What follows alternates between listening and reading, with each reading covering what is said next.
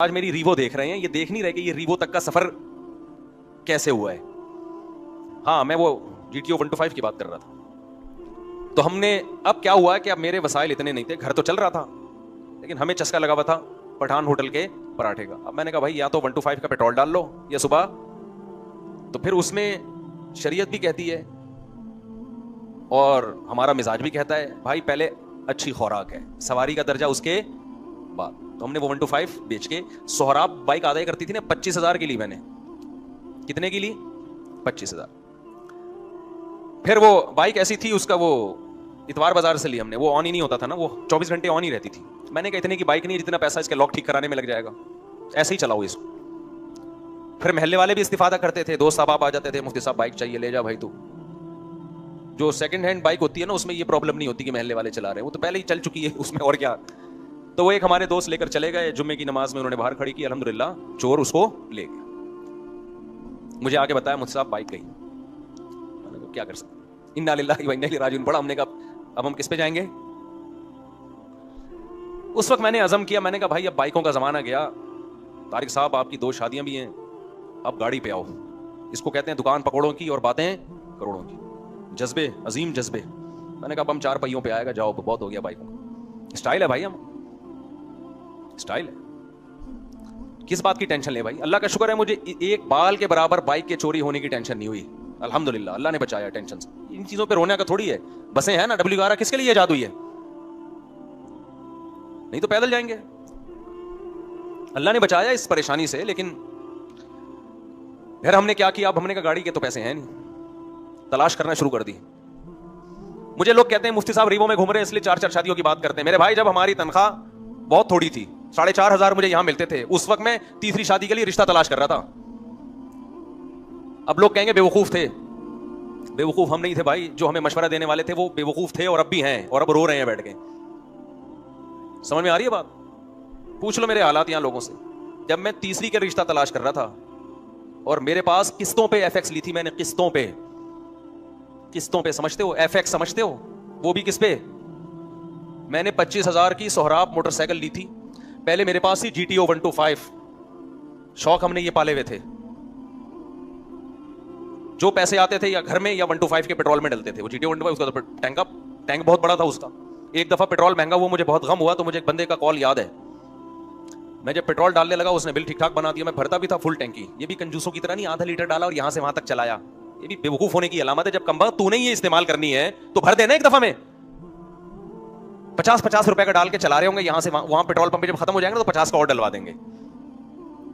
तो अल्लाह ने हमें टूटा फूटा ज़र्फ दिया था, बड़े लोग बुजुर्गों की खिदमत में कुछ बैठने की तौफीक मिली थी। अब्बा ने सिखाया था, अम्मा ने सिखाया था, अम्मा को भी खर्च करते हुए देखा, अब्बा को भी देखा। तो हम टैंकी, हमारे हजरत कहते थे गाड़ी की टैंकी भरी होनी चाहिए, बस हजरत का कॉल था ये कि टैंकी क्या होनी चाहिए। हजरत फरमाते थे गाड़ी बड़ी हो टैंकी फुल हो। अगर अल्लाह ने पैसा दिया है तो गाड़ी क्या हो, बड़ी हो, और टैंकी क्या हो, फुल हो। ये हजरत का मकूला था, बहुत ज्यादा बयान में कहते थे। अगर अल्लाह ने असबाब दिए हैं तो सवारी पे खर्च करो। मेरे पास पैसे आए, मैंने GTO 125 ले ली। मैंने कहा सवारी तो खानदानी हो ना, और टैंकी फुल करता था। उस वक्त लोग समझते थे पता नहीं करोड़पति आदमी, इसको पैसा कहां से आता है। भाई हमारे पास पैसा वहीं से आता है जहां से लोगों के पास आता है, लेकिन खर्च उस तरह नहीं करते जिस तरह लोग कर रहे हैं, उससे ज्यादा कर रहे होते हैं। इससे आपको ऐसा लगता है पता नहीं कितने इसके कुएं दरियाफ्त हो गए पेट्रोल के, बचा के क्या करना है भाई। तो जब वो हमने सब्जी वाले को पैसे दिए, वो लेके जब भाग गया, तो GTO 125 भी उसी के साथ हमें बेचनी पड़ गई, क्योंकि फिर 125 में और सुबह होटल के पराठों में मुकाबला शुरू हो गया। मुझे आदत थी हमेशा बाहर से पराठा मंगवा के खाने की। अब जब 125 गई, हमारी बिक गई ना मजबूरन। वो सब्जी वाला नहीं जिसका मैं वाकया सुनाता हूं, वो तो अब तो मेरे के लिए वो भी सुनता होगा, गैरत फिर भी नहीं आ रही उसको कि आगे अब माफी मांग ले। तो जब मेरा नुकसान हुआ ना, ये मैं अपने हालात शो मारने के लिए नहीं बता रहा, मैं आपको ये बता रहा हूं कि कौम जिस तरफ आपको लेके जा रही है ना, हमने जो नारे 17 साल पहले लगाए थे आज तक हम उस पर कायम हैं। अब लोग उसको चेंज कर रहे हैं। असल में पैसा, गाड़ियों में घूम रहे हैं ना रीवो में, तो ये 4-4 की बातें तो करेंगे भाईजान। हम उस वक्त बातें करते थे जब हमारे ये हालात थे, तो इसलिए मैं अपने हालात बयान कर रहा हूं आपके सामने। लेकिन चूंकि उन हालात में जो हमारा नजरिया था, हम उसमें हमें कॉन्फिडेंस था कि हम सही कह रहे हैं। क्यों कॉन्फिडेंस था? कि इसके पीछे अल्लाह रसूल की तालीमात थी, वो सही साबित हुई अल्हम्दुलिल्लाह। तो मैं लिबरल लोगों को बताने के लिए कह रहा हूं कि तुम देखो, तुम्हें अल्लाह ने कितनी दौलत दी है, मगर तुम्हारी बातें सुन के लगता है कि अल्लाह का शुक्र अदा करते हैं, अल्लाह शुक्र है इन जैसा अल्लाह ने हमें नहीं बनाया। इस गुर्बत महंगाई में 2 बच्चे कहां से 3 बच्चे, घरों की रौनकें क्या हो गई, खत्म, डिप्रेशन में जा रहे हैं। कल मैं डिफेंस में एक शादी में गया, माशाल्लाह 5 बेटे उनके, 2 को निपटा रहे हैं एक साथ ना। 2 बेटों की शादी हुई, फिर 2 की कल हुई, 4 बहुएं हो गई घर में, एक रह गया। एक ही घर में रहते हैं, बेटियां भी होंगी यकीनन। मैंने कहा यार देखो, एक आपकी जिंदगी है माशाल्लाह, अल्लाह बरकतें दे, घर में औलाद है, बहुएं हैं, अभी पोते नवासे होंगे, दादा के मजे हैं या नहीं है।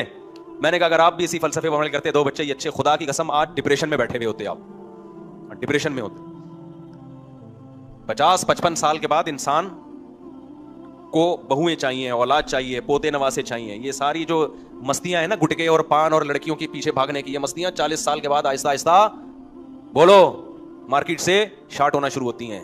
उसके बाद इंसान को घर चाहिए होता है, लेकिन जवानी गुजार दी अय्याशियों में, उसके बाद 40 साल के बाद आहिस्ता आहिस्ता डिप्रेशन जो है ना, स्ट्रेस और डिप्रेशन, वो घर के दरवाजे देखना शुरू कर देती। डिप्रेशन खुद परेशान होती है, खिड़की से आऊं या मैं चौड़े दरवाजे से आऊं, पतली गली से आऊं या चौड़ी गली से आऊं।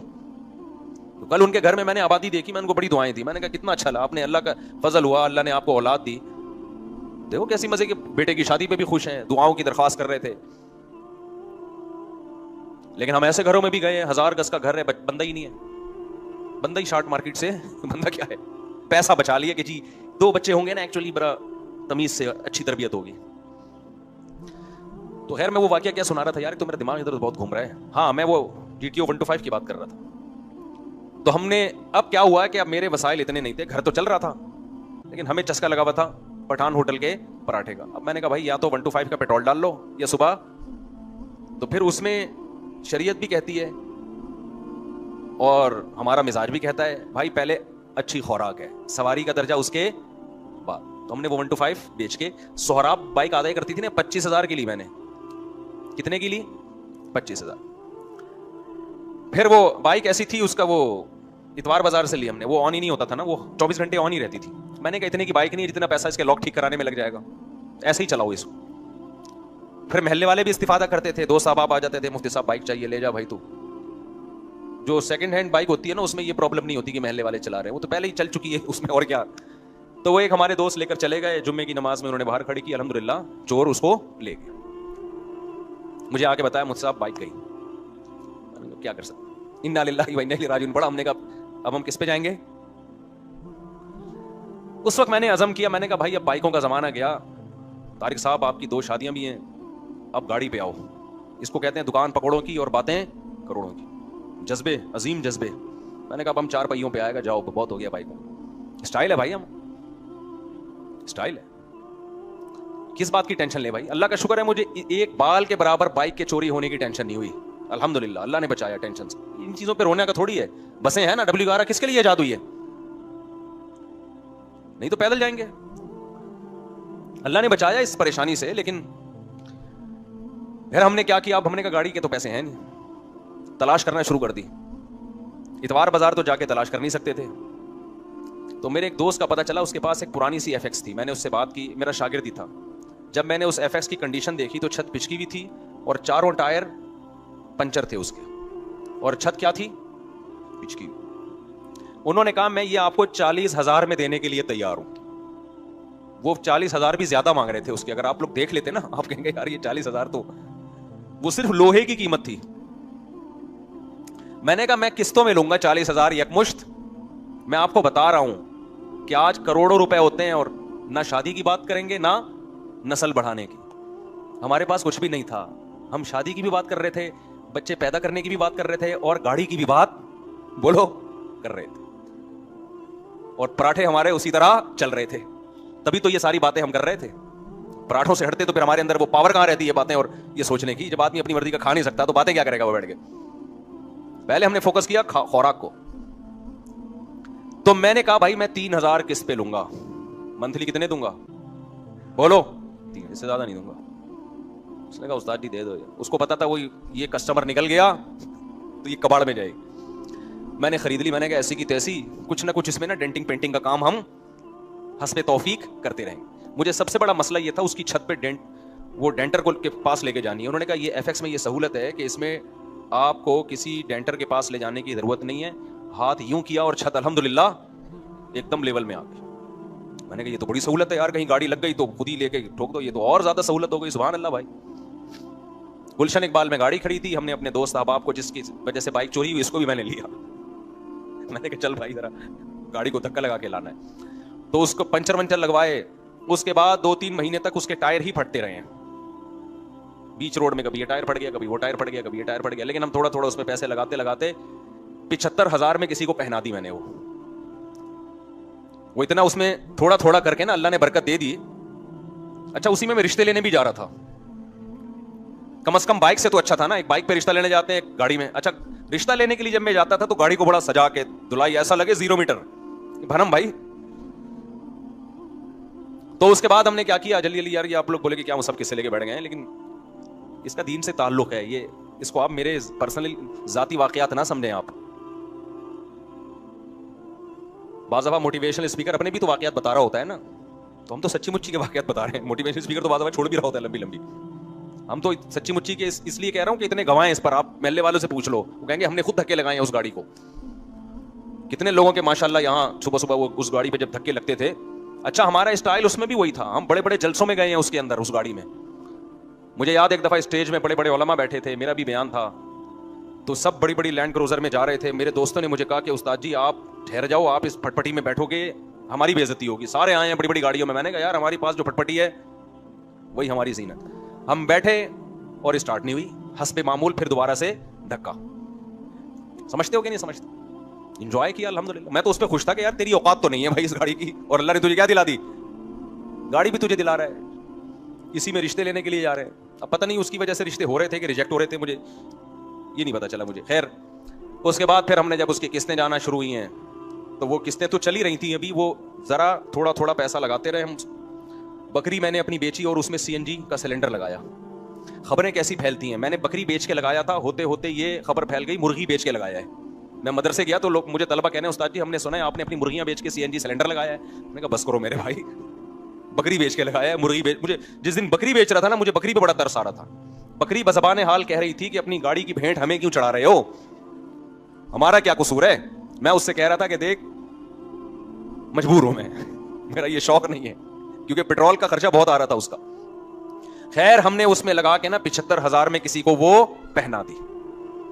ये लोग आज मेरी रीवो देख रहे हैं, ये देख नहीं रहे कि ये रीवो तक का सफर कैसे हुआ है। तो वो हमने किसी को 75,000 की इतवार बाजार में जाके पहना दी और कैश रकम लेकर आया। वालदा मेरी घर में मौजूद थी, मैंने कहा 75,000 की गाड़ी बिक गई अल्हम्दुलिल्लाह। क्योंकि मैं नहीं बेचता ना,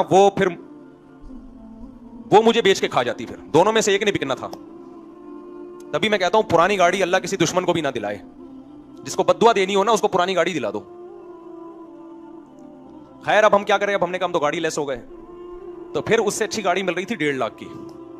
मैंने बंदे से बात की 75 कैश दूंगा, बाकी किस पे दूंगा, किस्तों पे। तो उसने कीमत थोड़ी बढ़ा दी, ठीक है जी आप किस्तों पे दोगे लेकिन कीमत बढ़ा। मैंने कहा कीमत बढ़ा दो। तो वो किस्तें जाना शुरू और हम शेराट पे आ गए। किस पे आ गए? शेराट पे आ गए। थोड़ा तरक्की हो गई उस पे, थोड़े अच्छे वाले रिश्तों को देखने अब हम जाना। पहले हम रिश्ते देखते थे FX के हिसाब से समझ रहे हैं। अब जब थोड़ी शेराट आ गई तो अब हमने कहा थोड़े रिश्ते का मयार हम भी क्या करेंगे, थोड़ा ऊंचा, थोड़ा ऊंचे इलाकों में जाओ। बेल आखिर वो फिर कुछ वक्त के बाद वो शेराट भी की है। फिर शेराट से हम आहिस्ता आहिस्ता वो इंडस करोला, नहीं पुराने जमाने की बड़ी जबरदस्त गाड़ी थी वो इंडस करोला। एक पठान ने मुझे, दोस्त ने कहा कि हमारे पठानों में बड़ा मशहूर है इंडस करोला इस्तावरोरा।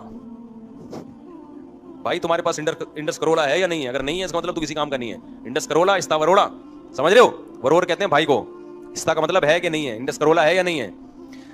तो वो शेराट से पता नहीं बीच में एक आध गाड़ी भी शायद आई हो, भी मुझे याद नहीं है। फिर होते होते इंडस करोला, फिर वो सारी किस्तों पे चल रही थी, फिर वो बेच के फिर उससे बड़ी, फिर होते फिर अब जाके ये लिए। तो बच्चे भी स्पीड से पैदा हो रहे, शादियां भी हो रही, हमारे तो सारे खर्चे अल्लाह के फजल से क्या हो रहे हैं भाई, पूरे हो रहे हैं। और हमारे जो दोस्त कहते थे कि नहीं एक्चुअली पहले इतना पैसा, वो अभी तक उसी एक्चुअली पे अटके हुए हैं। समझते हो कि नहीं समझते? और इसी दौरान बच्चे बड़े भी हो गए, पता ही नहीं चलता। मैं तो चाहता ही नहीं बच्चे बड़े हों। छोटे बच्चों में जो घर में रौनक है बड़ों में थोड़ी है, फिर भी हमारी चाहत के बगैर भी बड़े हो गए। सारे काम हो रहे हैं मेरे भाई हमारे, तो हमने तो नहीं कभी देखा जेब में कितना पैसा है कितना नहीं है। और जब मैं ये डॉक्टरों की तकरीरें सुनता हूं कि एक्चुअली गुर्बत, महंगाई, 2 बच्चे, मैं कहता हूं अबे तू कितना कमा रहा है यार तू। मेरे जो टीवी में प्रोग्राम होते हैं मैं कोई पैसे नहीं लेता। शुरू में 1-2 दफा दिए टीवी वालों ने मुझे, लेकिन उसके बाद मैं नहीं लेता पैसे। अब तो होते ही भी नहीं। लेकिन ये जितने लोग जा रहे होते हैं डॉक्टर्स, इनको तो पैसे मिल रहे होते हैं, और इनको यहां से ना भी मिले, लेकिन वैसे भी तो कितना कमा रहे होते हैं। एक डॉक्टर की फीस आप देखो, एंट्री की फीस कितनी है। मैं नहीं कह रहा नहीं लेनी चाहिए, अच्छी बात है, आप जब लोगों का इलाज कर रहे हो, लोगों को सहूलत दे रहे हो, लेकिन ये बातें तो ना करो ना कि गुर्बत महंगाई का हल ये कि डॉक्टर साहब अपनी फीस आधी कर दो आप, बजाय इसके कि लोगों को के दो बच्चे पैदा करो। आप उनसे बोले कि भैया आप इस गुर्बत और महंगाई में हम लोगों का खून नहीं चूस सकते। ऐसा है कि हमारी जो 1000 रुपए फीस थी, इस महंगाई की वजह से अब कितनी हो गई है, 500 रुपए हो गई है। फिर मैं मानूंगा कि आप कौम के साथ मुखलिस हैं। गरीब आदमी के पास एक आखिरी सहारा उसकी औलाद होती है। वो कहेगा चलो ये भी बड़ा होकर कहीं टमाटर के ठेला शेला लगा के कुछ हमें भी लाके दे देगा। आपने उसका वही सहारा बंद कर दिया।